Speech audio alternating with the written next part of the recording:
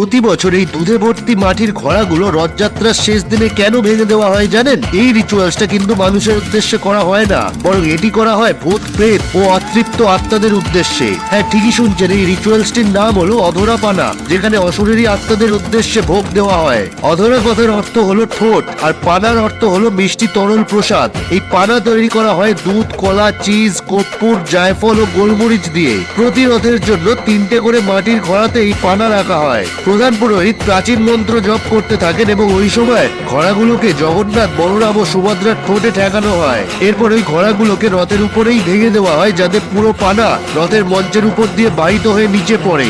একমাত্র এভাবেই ভূত প্রেত পিশাচরা ওই পানা গ্রহণ করতে পারবে। বলা হয়ে থাকে প্রচুর আত্মা যারা এই দুনিয়াতে আটকে গেছে, যখন তারা এই প্রসাদ গ্রহণ করে, সাথে সাথে তাদের তেষ্টা, তাদের বন্ধন, তাদের দুঃখ কষ্ট সবকিছুর সমাপ্তি ঘটে। হতে পারে তাদের পুনর্জন্মের বন্ধনও শেষ হয়ে যায়, আর সেই আত্মা মুক্তি লাভ করে। যারা মন্দিরের ভিতরে প্রবেশ করতে পারে না, আমাদের জগন্নাথ দেব তাদের দর্শন দেওয়ার জন্য নিজে বাইরে বেরিয়ে আসে। তাহলে বলুন, আর কোথায় পাবেন এমন ভগবান যিনি সবাইকে নিজের আপন ভাবেন? সে শুদ্ধ হোক বা অশুদ্ধ, হিন্দু ধর্মের হোক বা অন্য ধর্মে, জীবিত হোক বা ভূত প্রেত, এটাই হলো জগন্নাথ দেবের লীলার গভীরতা। জয় জগন্নাথ।